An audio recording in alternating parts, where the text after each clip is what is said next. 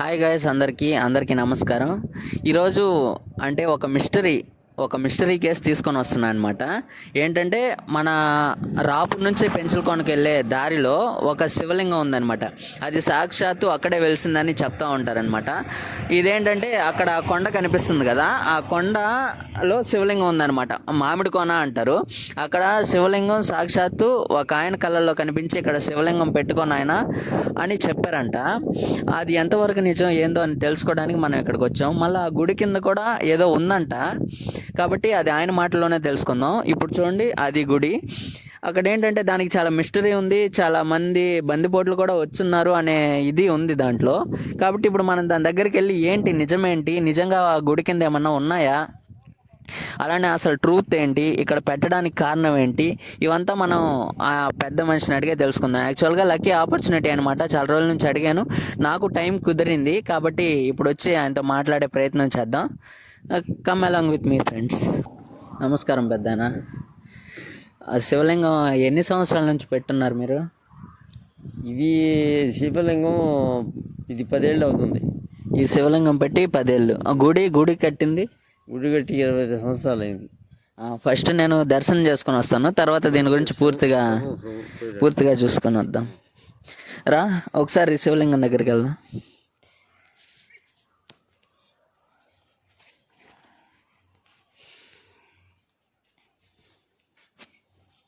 ఎక్కడికి రా, ఓకేనా? స్వామిని జూమ్ చేయి ఒకసారి. తర్వాత ఈ స్వామినే కాకుండా ఈ పైన కూడా చూపించు మొత్తం ఒకసారి. అంటే దీన్ని బట్టి తెలుస్తుంది ఇది చాలా పురాతనమైంది అని. అంటే దగ్గర దగ్గర 25 సంవత్సరాలు ఆల్రెడీ. ఇక్కడ ఈ పెద్ద ఆయన చెప్పినది ఏంటంటే ఇంతకుముందు శివలింగం కిందే ఉండింది, కాకపోతే అక్కడ రోడ్డు లేసిందని ఇక్కడ కూడా పెంచారనమాట శివలింగాన్ని. అంటే దీని కింద శివలింగం కింద ఏముండొచ్చు పెద్దనా? ఏముండేది తెలీదు. నేను అక్కడికి గేజ్ పట్టును తీసుకొని వచ్చేసా. ఆ బేస్ మట్టం తీసుకొని వచ్చేసారు దానికి లెవెల్ చేయడానికి.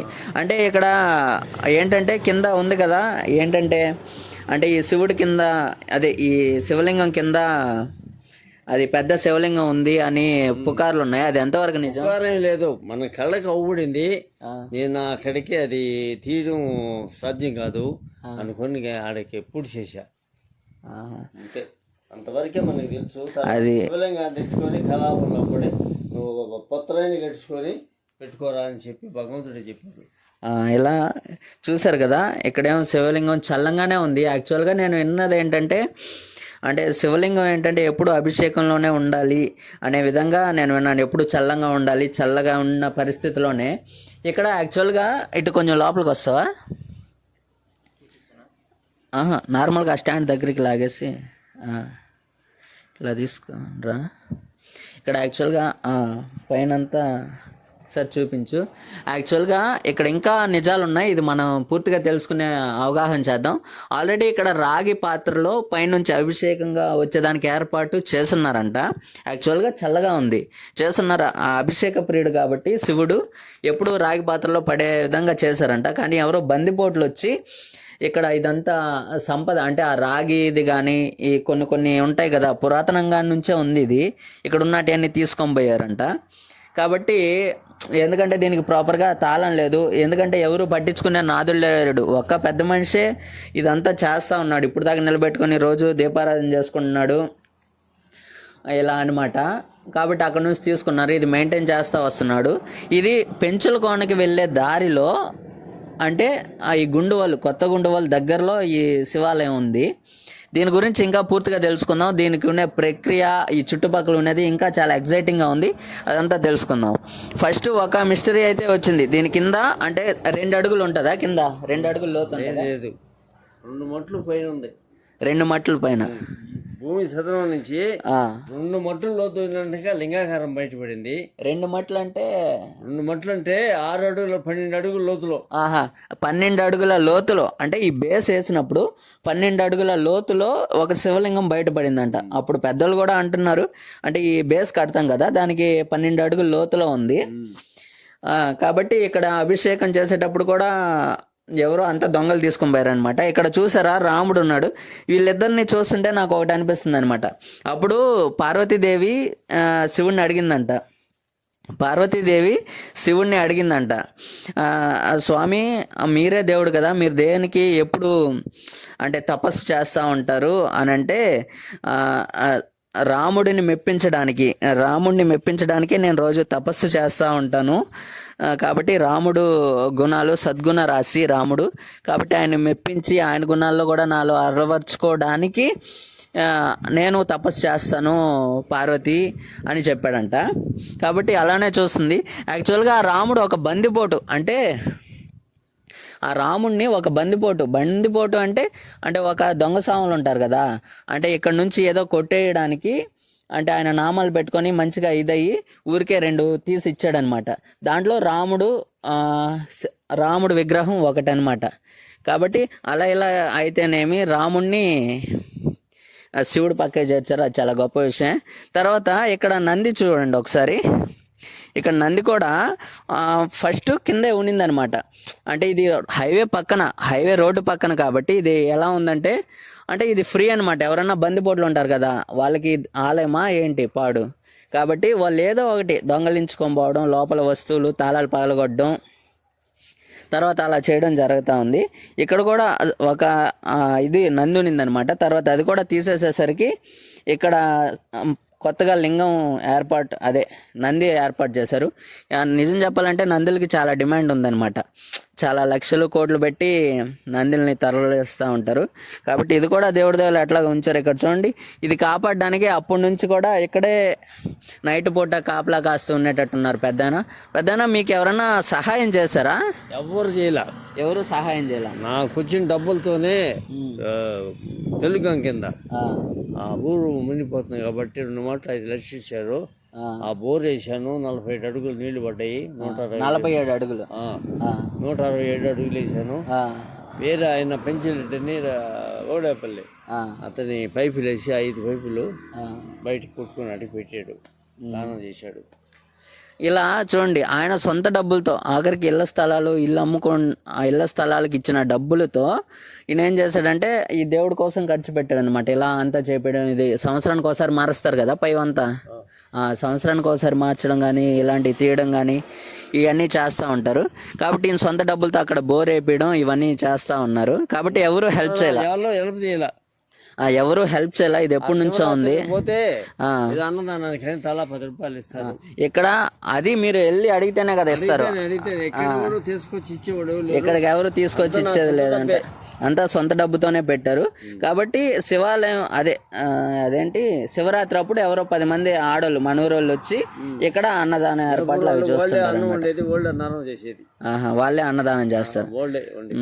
తర్వాత ఇక్కడ చూడండి, చెప్పడమే మర్చిపోయాను. ఇక్కడ ఏంటంటే ఇది చాలా దగ్గర కుదరదు అనమాట. ఇక్కడే పక్కన వాగు కాలువ ఉంది అనమాట.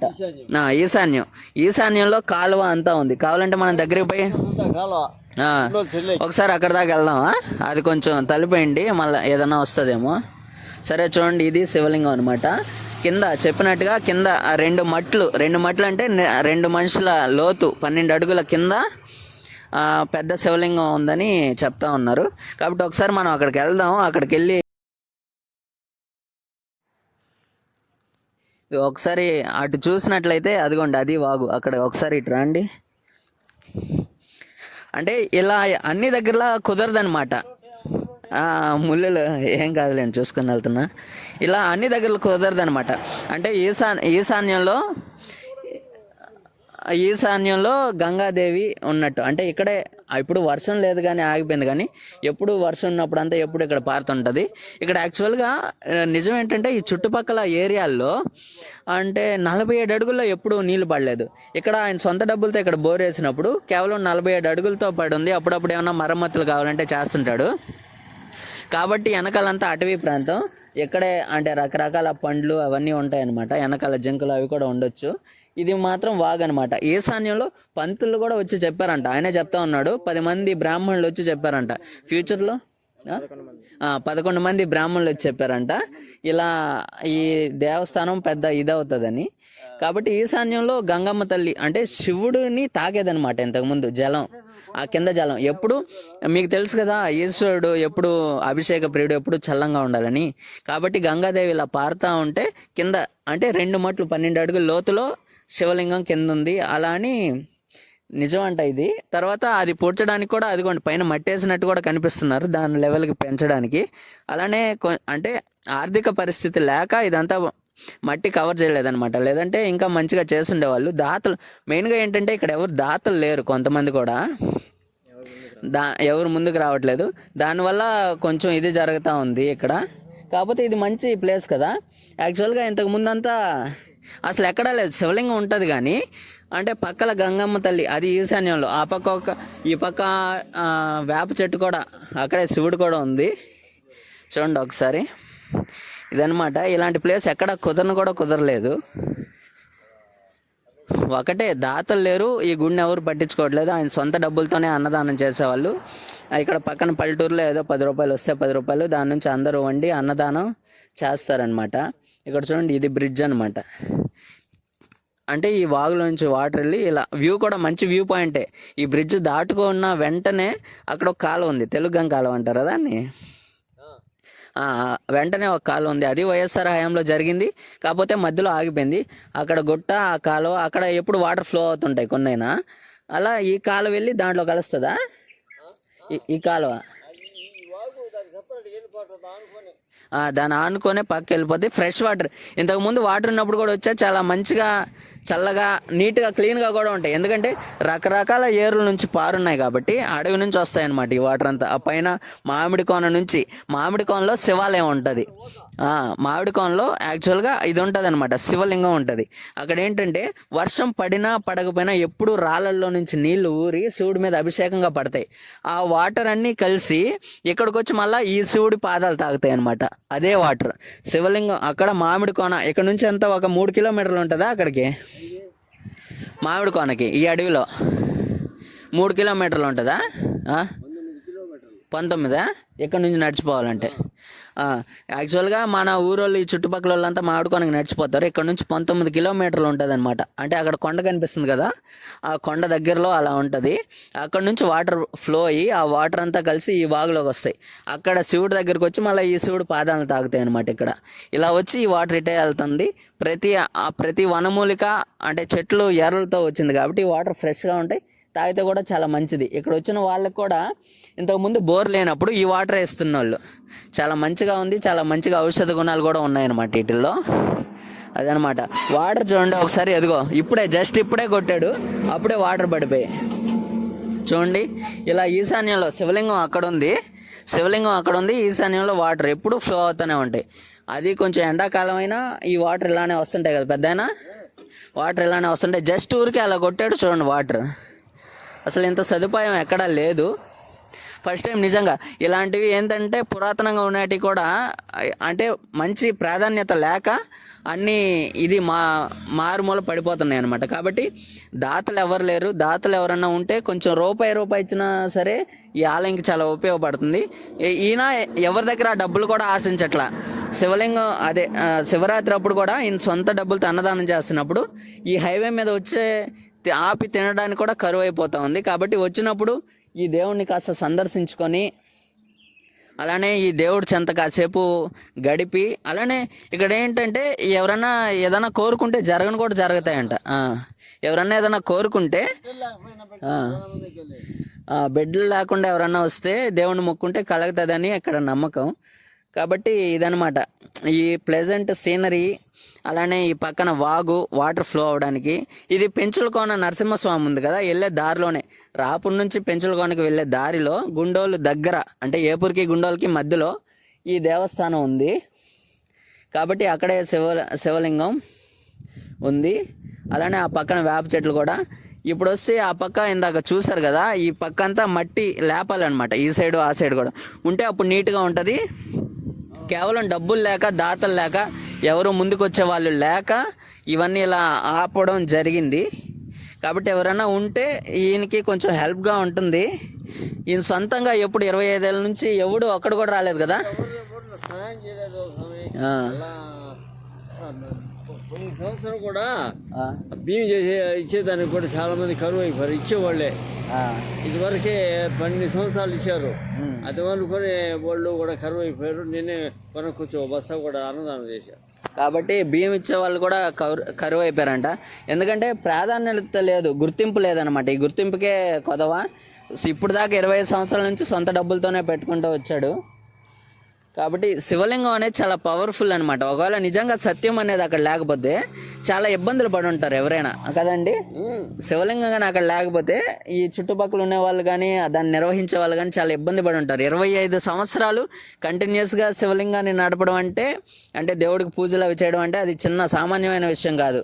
ఒకరు చేయలేరు. కానీ శివుడు బుద్ధి పుట్టించి ఈయనకి ఇది చేశాడు. నేను రోజు ఈ సైడ్ వచ్చినప్పుడు వాకింగ్కి ఎప్పుడు చూస్తూ ఉంటా శివుడిని.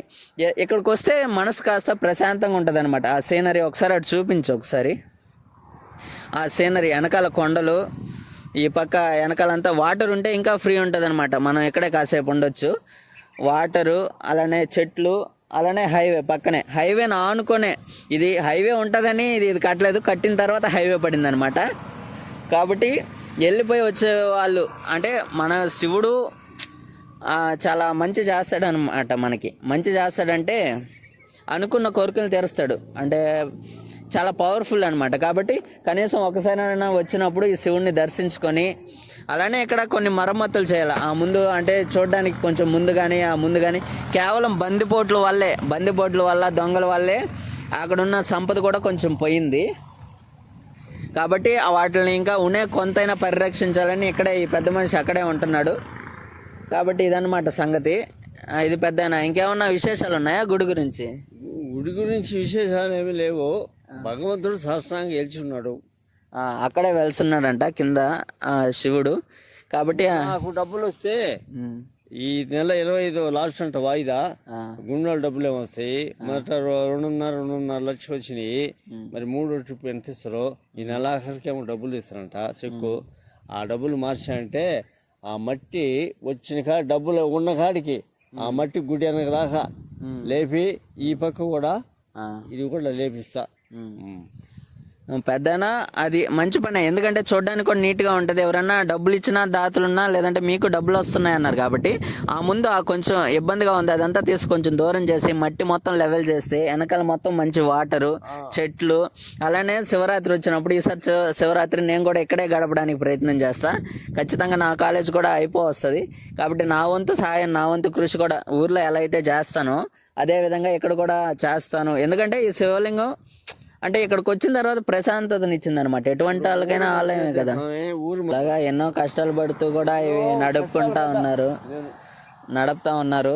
కాబట్టి ఈసారి నుంచైనా మంచిగా నీట్గా, ఎందుకంటే ఎవరు గుర్తింపు లేదు. ఖచ్చితంగా ఈ వీడియో వల్ల కనీసం నియర్లీ ఒక 200 మంది చూస్తారు. అంటే మన స్టార్టింగే కాబట్టి 200 మంది మన చుట్టుపక్కల వాళ్ళు చూస్తారు. చూసి వాళ్ళు కూడా అవగాహన వస్తుంది అంటే ఈ గుడి ప్రాముఖ్యత ఏంటి అని. కాబట్టి వాళ్ళ వల్ల కూడా కొంచెం సహాయం ఉంటుంది.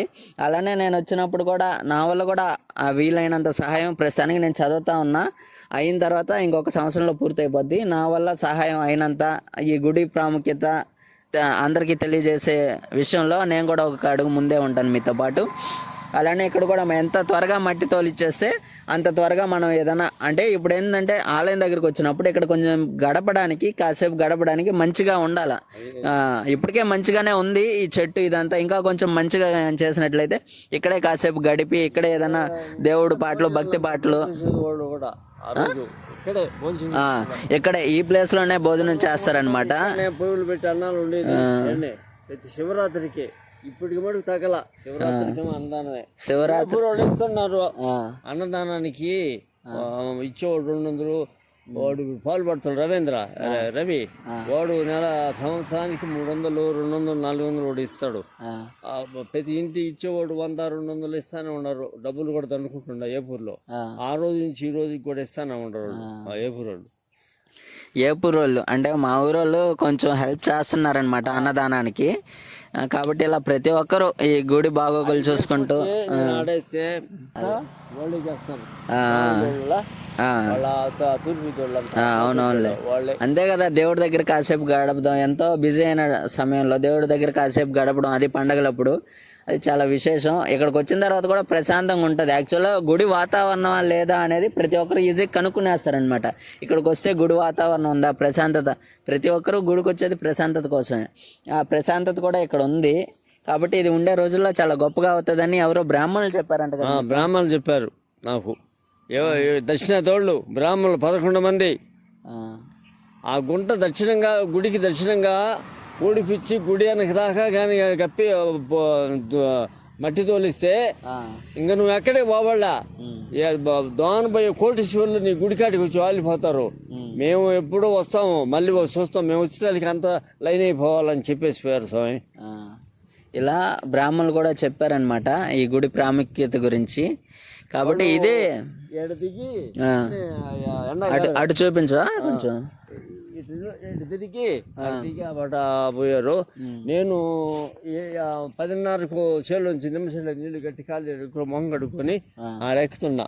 వాళ్ళు ఆదామును వచ్చారు. ఆదామును వచ్చేసి ఇదేం గుడి స్వామి అన్నారు. ఇది రామలింగేశ్వర స్వామి దేవస్థానం అన్నారు. ఆవిడందరూ వచ్చి చెప్పుకొచ్చాడు. వాళ్ళు పెద్ద ఆయన చెప్పుకొచ్చాడు ఆ కథ అంతా. ఎడతరి ఏంది దీని పొరపాటు ఎందుకు ప్రబలం కాలేదని. ఆ గుంట యాప్సెట్ గడు గుంట, ఆ గుంటేనంట చేస్తుండేది. ఇంకేం ప్రాబ్లం లేదంట. ఆ గుంట మట్టేనంట. ఆ మట్టి తోలిస్తే నీ గుడి మరుసటి సంవత్సరానికి ప్రళయం అయిపోద్దని చెప్పాడు. అది కాబట్టి వాళ్ళు కూడా చెప్పారు, వస్తామని చెప్పారు. మేము ఎప్పుడో ఒకప్పుడు వస్తాము, దర్శనం చేసుకుని పోతాం అన్నారు. పెంచులు పోయారు. అది మంచి పని. ఇటు అంటే ఈ ఆలయం కూడా పెంచులకోనకి వెళ్ళే దారిలోనే ఉంది. ఇంకో నచ్చిన విషయం ఏంటంటే నేను మామిడికోన అది అక్కడ ఆ కొండలు ఉన్నాయి కదా, ఒకసారి చూపించట్టు. ఆ కొండల్లో మామిడికోన అంటే శివలింగం ఉంది. ప్రతి శివరాత్రికి అక్కడికి వెళ్తారనమాట. ఆశ్చర్యం ఏంటంటే అక్కడంతా పడే నీళ్లు ఒకసారి ఇటు వచ్చామని కూడా అనమాట. ఇదే దారి, ఈ కొండల్లో నుంచి ఇదే దారి, ఇదే వాగులో అక్కడి నుంచి వచ్చే నీళ్లు ఇదే దారిలో వస్తుంటాయి అనమాట. కాబట్టి అక్కడ శివలింగం పాదాలు తాకిన నీరు ఇక్కడ మళ్ళా శివుడి పాదాలు తాకుతూ ఇది చాలా గొప్పగా అనిపించింది. అదే తర్వాత ఈ బోరు, తర్వాత దాని కింద ఉండే 12 అడుగుల లోతులో ఉన్న శివలింగం, అది అంతా చాలా గొప్పగా అనిపిస్తుంది. ఇక్కడ ప్లేస్ కూడా చాలా బాగుంది, వచ్చి కాసేపు టైం స్పెండ్ చేయడానికి. అలానే ఏదైనా భజన కార్యక్రమం, ప్రోగ్రాం పెట్టుకునే కార్యక్రమం పెట్టుకోవడానికి కూడా ఫ్యూచర్లో ఇది ఖచ్చితంగా గొప్ప గుడే అవుతుంది అని ప్రార్థిస్తున్నా. అవుతుంది కూడా. అది పెద్దనా 2 రోజులు పెనుమర్తులు వచ్చి భజన చేసిపోయారు. పోయిన సంవత్సరం పోయినసారి వచ్చి భజన కూడా చేసి వెళ్ళారనమాట. కాబట్టి ఇక్కడికి రావడానికి మనం అనుకుంటే కాదు కదా, దేవుడు ఉంటేనే, దేవుడి సంకల్పం ఉంటేనే మనం కూడా దేవుడి దగ్గర రాగలుగుతాం, దేవుడి దగ్గర పూజలు చేయగలుగుతాం. కాబట్టి ఇక్కడ ఎప్పుడు ఒక కోరిక అనమాట, ఈ శివుడి మీద కొంచెం డాక్యుమెంటరీ తీయాలని. కాబట్టి ఈ పెద్ద హెల్ప్తో తీసాము. స్వామికి దండం పెట్టుకోపో, నీకు నైట్ కల్లా పడి చెప్తారు. నిజమే. శివలింగం ఆయన కళ్ళల్లో అవుపడింది అనమాట ఇంతకుముందు. ఇక్కడ అదే గుడి పెట్టడానికి కూడా కారణం. కాబట్టి ఏ బాధ ఉన్నా ఇక్కడ చెప్పుకొని తర్వాత చెప్పుకుంటే ఖచ్చితంగా తీరుతుంది అని ఒక ప్రజల యొక్క గొప్ప నమ్మకం అదనమాట. కాబట్టి నాకు ఈ అవకాశం ఇచ్చి ఇక్కడికి రావడానికి, అదే తలుపులు ఓపెన్ చేయడానికి కూడా చాలా ధన్యవాదాలు గురువుగారు. Thank you all. ఇలా మీరు ఎప్పుడైనా వస్తే ఈ గుడి దగ్గర సందర్శించి ఒకసారి కాసేపు, ఎక్కువ కోరట్లేదు, కాసేపు ఇక్కడ ప్రశాంతతగా ఉండే ప్లేస్లో కాసేపు గడపండి. మీరు ఖచ్చితంగా ప్రశాంతతని పొందుతారు. ఎందుకంటే ఈ వాతావరణం అటువంటిది అనమాట, ఎప్పుడూ బాగుంటుంది. కాబట్టి thanks a lot. Bye, see you.